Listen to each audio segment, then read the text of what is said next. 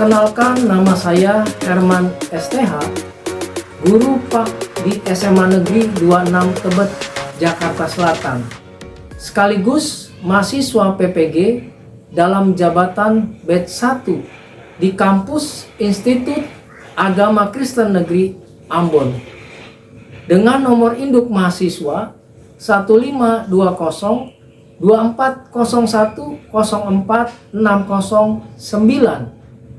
Pada hari ini, Kamis 8 Mei 2025, saya akan melaksanakan praktek pembelajaran nyata di SMA Negeri 26 Tebet, Jakarta Selatan untuk uji kinerja pada siswa kelas 11 dengan tema mediasi dan rekonsiliasi bab 10. Untuk itu, selamat menyaksikan.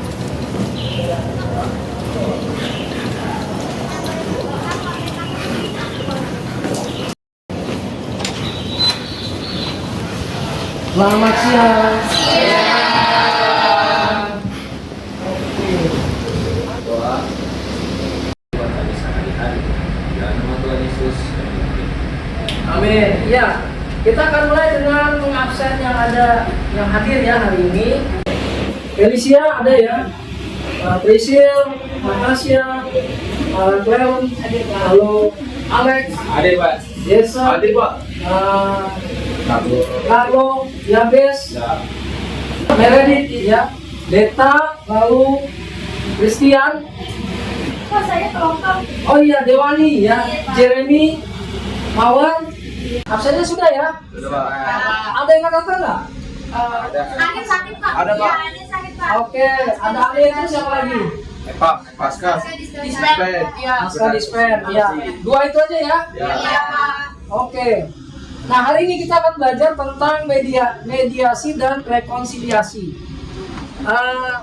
Bahannya tetap dari sini, ya, lanjutan dari yang bab yang sebelumnya, bab 9 dari kelas 11. Tujuan pembelajarannya itu mengkreasikan proses mediasi dan rekonsiliasi, merangkum arti modernisasi beragama di Indonesia, lalu membuat program modernisasi beragama dalam lingkungan sekolah. Nah, dua hal ini praktek ya, membuat karangan atau video singkat tentang kehidupan masyarakat yang penuh dengan damai. Oke, lanjut. Ini pemahaman yang bermakna. Bab 10 memperkenalkan konsep mediasi dan rekonsiliasi sebagai dua elemen kunci dalam proses perdamaian yang berbeda dari pemahaman awal peserta didik, seperti rekonsiliasi dalam konteks neraca keuangan. Apa itu mediasi? Mediasi sebenarnya proses penyelesaian konflik. Pertama, proses penyelesaian konflik, lalu melibatkan pihak ketiga yang netral tentunya ya. Tujuan solusi jangka panjang, suasana aman, saling mendengar, tidak emosional. Jadi, mediasi adalah proses penyelesaian konflik yang melibatkan pihak ketiga sebagai mediator yang netral, tidak memihak, hanya bertugas memfasilitasi penyelesaian masalah antar pihak yang berkonflik. Itu mediasi, ya. Lalu rekonsiliasi adalah pemulihan yang rusak. Nah, nanti kalian bisa bedain ya, mediasi itu apa, rekonsiliasi itu apa. Pertama, pemulihan relasi yang rusak. Proses damai yang memulihkan luka masa lalu, mengarah ke masa depan yang lebih baik. Rekonsiliasi bukan sekedar keseimbangan, tapi pengampunan. Jadi, rekonsiliasi merujuk pada hasil perdamaian yang berkelanjutan, di mana pihak-pihak yang sebelumnya berkonflik membangun hubungan yang lebih baik, berkualitas, dan harmonis. Nah, rekonsiliasi ini ditandai oleh kesadaran bersama, tanggung jawab, dan pemahaman pentingnya akan kebersamaan. Dalam buku, ya nanti kalian bisa baca, ini ada pendapatnya siapa namanya, Rantung, ya kalian bisa buka nanti di buku elektronik nanti. Lalu modernisasi beragama ini juga masuk kepada bab 10 ini ya, tentang mediasi dan rekonsiliasi. Jadi ada pertanyaan yang buat kalian pikirkan. Silakan nanti kalau ada yang mau menjawab ya, dengan singkat saja. Kalau kalian alami dalam kehidupan sehari, apa yang kalian pahami tentang konflik dalam kehidupan sehari-hari? Dan bagaimana cara kalian biasa menghadapinya? Pernah mengalami konflik? Ya, kira-kira gimana cara menghadapinya? Mendiskusikan satu sama lain. Mendiskusikan satu sama lain, musyawarah. Ini kayak konflik ART gitu ya, kayak musyawarah segala. Jangan emosi. Jangan emosi, kepala dingin. Ya, oke. Bagaimana pengalaman di bagian akhir? Bagaimana pengalaman perdamaian Yakub dan Esau dalam Kejadian 33 ayat 1 sampai 11? Itu dapat kita terapkan dalam menyelesaikan konflik di kehidupan sehari-hari. Bagian akhirnya begitu ya. Tapi anak kita mengacu kepada pemahaman pendidikan agama Kristen, maka apa yang kita alami dalam proses hubungan kita yang retak, kita harus bisa bagaimana nilai-nilai Kristiani itu. Tahu ya nilai-nilai Kristiani ya? Ada 9 nilai-nilai Kristiani. Itu disebut dalam Galatia 5 ayat 21 dan 22. 9 buah roh itu. Nah, bagaimana kita bisa menerapkannya di dalam kehidupan kita sehari-hari, khususnya ketika menghadapi rekonsiliasi dan mediasi ini. Lalu bagaimana kita bisa juga menerapkan prinsip berdoa bagi musuh? Wah, kayaknya berat ya. Coba kita lihat slide selanjutnya. Ini ya, mediasi dan rekonsiliasi. Kita akan lihat di dalam bacaan kita Kejadian 33 ayat 1 sampai 11. Coba dibuka dulu deh. Kejadian 33 ayat 1 sampai dengan ayat yang ke-11.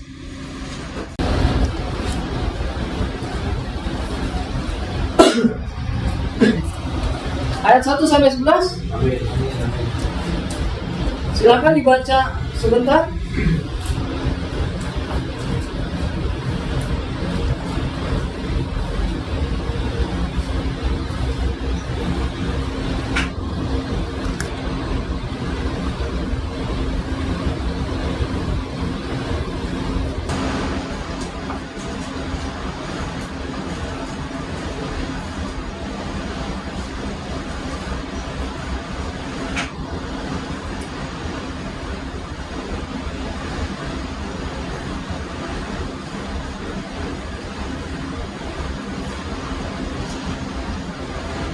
Sudah ya bacanya ya.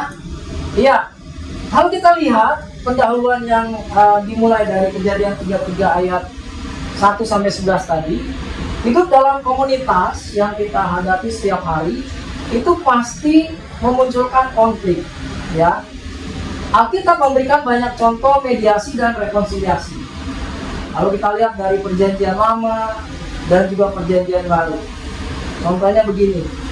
Pernah nggak kalian baca kisah Abraham dan Lot? Pernah? Pernah nggak? Ya. Cerita singkatnya begini. Abraham itu mengalah untuk menerima bagian yang dia mungkin pikir ya udahlah, saya terima yang jeleknya aja. Tapi Lot itu menerima yang baik. Nah, bagaimana hubungan yang terjadi dengan Abraham dan Lot selanjutnya? Ya, Abraham mungkin dalam satu sisi dia pasti mengalami yang namanya apa? Dalam hatinya ketidakadilan. Lot kan milih yang subur-subur tanahnya, tapi akhirnya justru terjadi hal yang buruk dengan Lot. Peristiwa apa yang dialami oleh Lot? Peristiwa apa? Sodom dan Gomora, ya. Malah Abraham diberikan keturunan oleh Allah. Nah, fokus pada hari ini kita akan melihat bagaimana pertemuan Esau dan Yakub dalam Kejadian 33. Tadi kalian sudah baca ya. Kalau belum jelas tentang kisah Kejadian 33, Bapak akan sekilas menjelaskan mengenai kisah dari Yakub ini. Yakub dan Esau adalah anak kembar. Tahu ya? Yakub dan Esau itu adalah anak kembar. Ibunya namanya Ribka. Sedari awal Yakub dan Esau itu sudah mengalami pertentangan. Dalam kandungan katanya Yakub itu sudah menarik tumit dari kakaknya si Esau. Ya. Maka dari itu nama Yakub sebenarnya artinya tumit. Ya. Itu nama Yakub. Nah, pada saat yang sudah dinantikan, mereka akhirnya dilahirkan, ya. Dan kedua pribadi kembar ini berbeda. Yakub itu sering di rumah. Ya, hobinya tuh masak. Jadi sebelum ada acara apa tuh di televisi yang apa? Ada ya, MasterChef itu sebenarnya Yakub sudah jago dia. Ya, dia jago masak. Esau itu tahu Esau? Mungkin Esau badan-badannya kayak kalian nih. Ada di sini Alex, Jason, ya, terus si Jabez. Itu badannya besar gitu ya. Esau itu badannya berbulu. Yakub tidak, ya. Yakub itu polos saja. Nah, kesenangan dari Esau itu adalah berbulu. Satu kali Yakub itu, oh ya satu lagi, ibunya ini juga terlalu sayang sama Yakub. Ya, saking sayangnya apa aja yang berhubungan dengan Yakub pasti ibunya itu selalu mendampingi. Sedangkan Esau enggak, ya. Makanya kedua pribadi kembar ini berbeda gitu ya. Nah, satu kali si Yakub ini tahu gitu ya, bekerja sama juga dengan ibunya dengan adanya penumpangan saham untuk hak sulung. Sampai di sini ada yang ingat ceritanya? Jadi Esau itu sebenarnya dapat berkat sulung dari bapaknya. Tapi karena Yakub bekerja sama dengan ibunya Ribka, ya dia mau mengambil hak kesulungannya. Dengan cara apa? Iya. Katanya ketika Esau baru pulang berburu, dia menawarkan sup kacang merah. Udah pernah makan sup kacang merah? Sudah. Ya. Enak nggak? Enak pasti ya. Bapak juga suka. Begitu. Lalu ketika itu Yakub bilang begini, kalau kamu mau sup saya, berikan dulu hak kesulungan kamu. Yakub memberikan tantangan kepada Esau, dan pada saat itu pula Esau menerima tawarannya, dan akhirnya hak kesulungannya itu adiknya Yakub. Sebentar ya. Oke. Tadi kita udah baca latar belakangnya. Jadi konflik yang terjadi dengan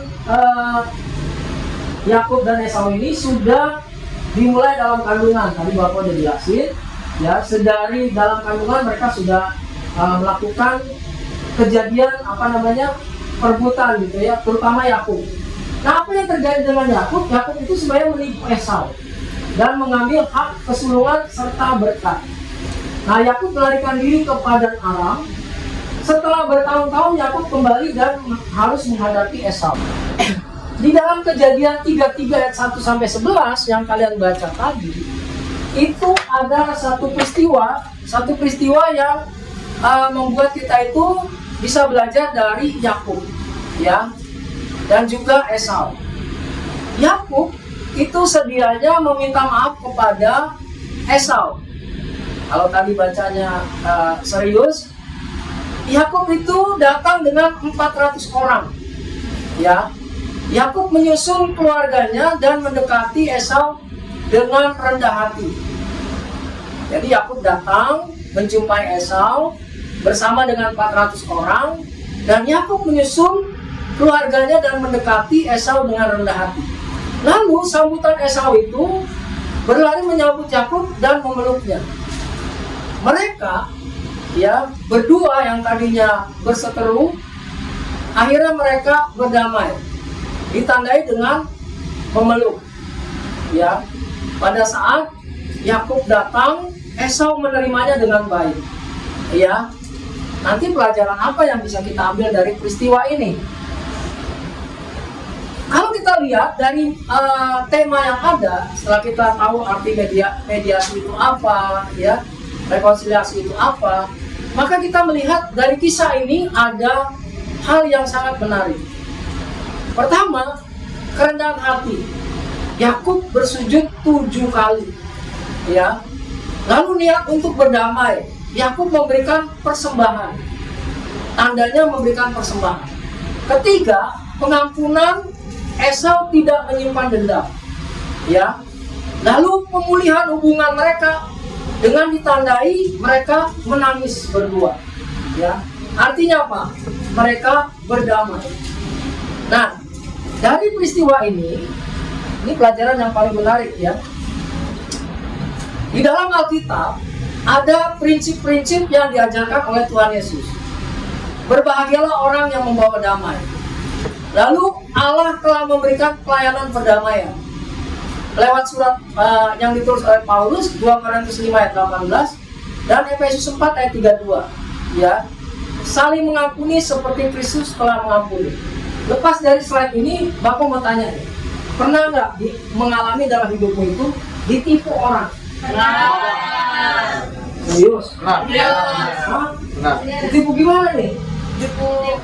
jual bukit. Hah? Kita beli barang, Beli barang, terus? ada namanya nggak sesuai dengan Itu kan COD. Ya kan ditipu. Oh, ditipu. Udah bayar, pas dibuka iya barangnya lain. Iya. Nah, kita jangan yang belanja online, Oh. yang nyata secara fisik. Pernah nggak? Pernah. Apa tuh? Apa ya? Apa kira-kira? Yang nyata loh. Dalam kehidupan kita yang nyata. Di keluarga pernah begitu? Pernah gitu nggak di keluarga? Atau kita yang jadi penipunya di keluarga? Ah, kok salah ya? Kenapa? Gimana? Pernah nggak kita ini? Nggak, contoh nyata yang real. Atau gini dah, kalian kalau ditipu orang perasaannya gimana? Sedih. Sakit hati. Sedih, sakit hati, kesel. Terus apa lagi? Kecewa. Marah, kecewa, terus apa lagi? Sabar. Ya sabar, itu semua jawabannya. Itu benar itu. Masih kita dongkol dah ya. Wah gila lo, gue berteman sama lu udah begini, tapi lu nipu gua gitu ya. Perasaan gimana? Rasanya ya kesel. Percaya lagi nggak sama penipu itu? Nggak bakalan.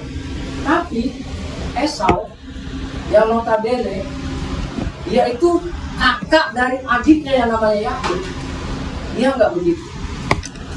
Dia memberikan apa? Ini loh, beberapa hal yang dilakukan oleh kedua saudara ini, ya. Mereka itu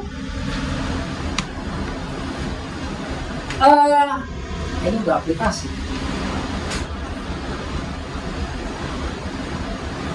Nah ini, ya. Yakub itu yang sebagai penipu itu bersujud 7 kali. Lalu Yakub juga memberikan persembahan. Itu dari sisi penipunya ya. Dari sisi penipu. Mau nggak kalau kita punya teman yang udah nipu kita perlakukan seperti Esau, tidak menyimpan dendam. Mau nggak kayak gitu? Hah? Enggak. Berarti nyimpan kesalahan orang dong, mendendam dong artinya. Ya, Esau itu tidak menyimpan dendam. Yakub juga dengan niatan yang sungguh-sungguh dia datang bersujud 7 kali. Bahkan dia memberikan persembahan sebagai tanda dia mau berdamai dengan kakaknya.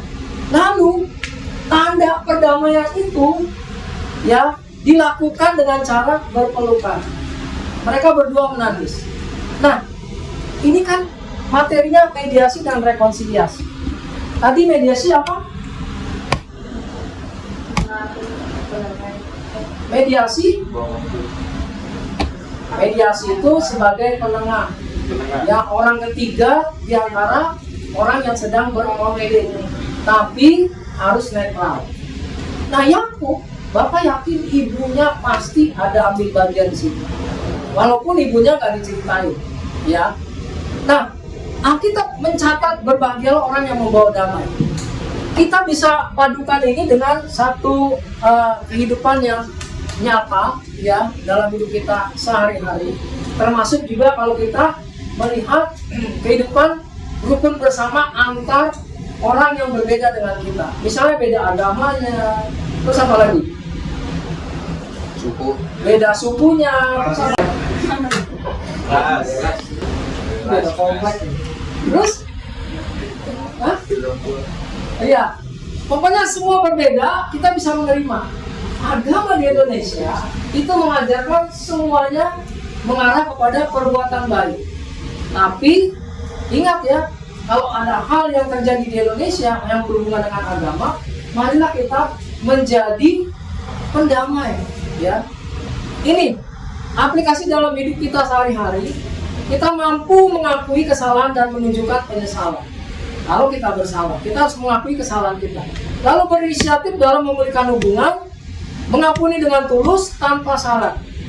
Nah ini yang tadi Bapak sebut, kita harus jadi agen perdamaian dalam komunitas. Di keluarga dulu deh, ya harusnya di keluarga dulu, baru di komunitas, baru di dalam lingkungan intern gereja kita masing-masing. Ya, kalau kita tidak bisa mewujudkan ini, maka mediasi dan rekonsiliasi dalam pembelajaran ini pasti nggak akan terwujud dalam hidup kita. Seperti itu, ya. Jelas materinya? Gas. Kesimpulannya, ya. Kesimpulannya, mediasi dan rekonsiliasi adalah panggilan setiap orang percaya. Kita bisa baca kisah Yakub dan Esau menunjukkan bahwa pemulihan itu mungkin. Ingat ya, seberat apapun kesalahan orang terhadap kita, pemulihan itu bisa terjadi. Ya. Lalu kisah Yakub dan Esau menunjukkan bahwa pemulihan itu mungkin terjadi, bisa. Kuncinya apa? Dengan kasih, kerendahan hati, pengampunan, konflik dapat diselesaikan. Seperti itu. Oke, dari yang ada, coba kita refleksikan apa yang kita dapat dari peristiwa ini. Ada yang mau merefleksikannya? Silakan. Kalau ada yang hari ini atau peristiwa kemarin juga boleh gitu ya, yang kalian alami dalam hubungan kalian dengan sesama siswa di sini misalnya, atau di rumah, di tempat kita berada. Ada nggak? Ada yang mau cerita sedikit? Ada nggak? Saya Pak, Iya, apa? misalkan Bisa berdiri nggak? Berdiri. boleh. Yang keras suaranya ya. Aku mau cerita tentang mungkin beberapa konflik yang pernah terjadi di antara internal kita atau teman-teman kita. Mungkin itu semua dulu pas kita masih bermusuhan atau bermarahan gitu dengan suatu sebab, itu kita kayak nggak mau gitu ngeliat muka dia. Terus kayak nggak suka ngeliat dia ada dekat kita, jadi kayak ntar kita menjauh atau apa gitu. Cuma waktu itu adalah kayak kita sama-sama merefleksikan diri, bermediasi dan berrekonsiliasi juga kan. Jadi kayak kita merefleksi bahwa kayaknya ini gak boleh dendam disimpan terus-terusan. Dan dari situ sebenarnya ini kejadian teman saya sih Pak, bukan di diri saya. Waktu itu pernah ada kejadian kayak gitu, dan saya sama teman saya itu Temannya kayak ada di sini nggak? Ada. ada. Oh ada ya. Jadi waktu itu saya sama teman saya tuh berinisiatif untuk mendamaikan mereka berdua, jadi mempertemukan mereka berdua di suatu ruangan gitu. Jadi kayak biar mereka berdua tuh ngobrol. Terus setelah kita buat rencana kayak kita suruh kesini, terus satu lagi juga bertemu, terus kita tinggal lah dia di ruangan itu, kita minta mereka untuk baikan.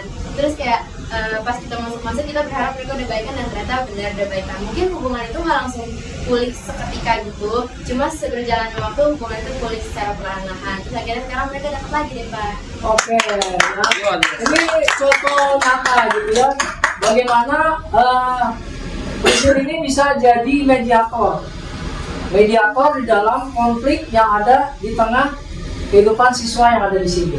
Ya, ini contoh real ya. Lalu bagaimana siswa menjadi alat rekonsiliasi dalam lingkungan yang ada di sekitar?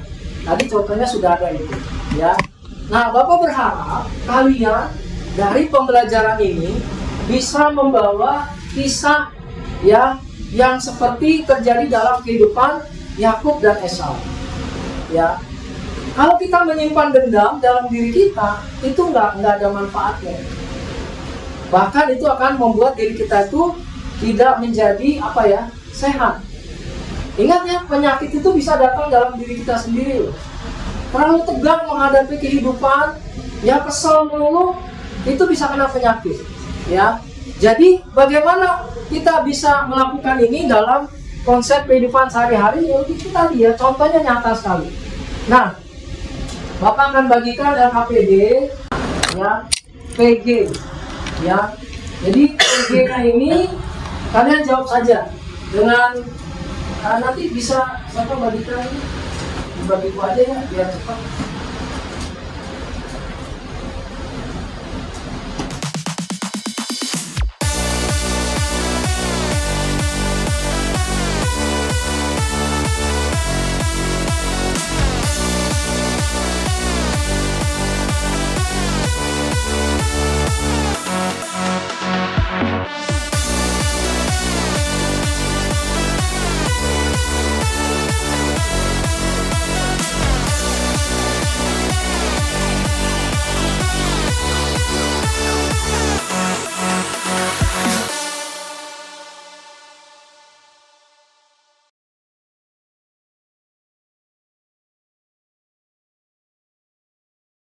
Bahwa dalam doa nanti Bapak yang pimpin dalam doa, ya.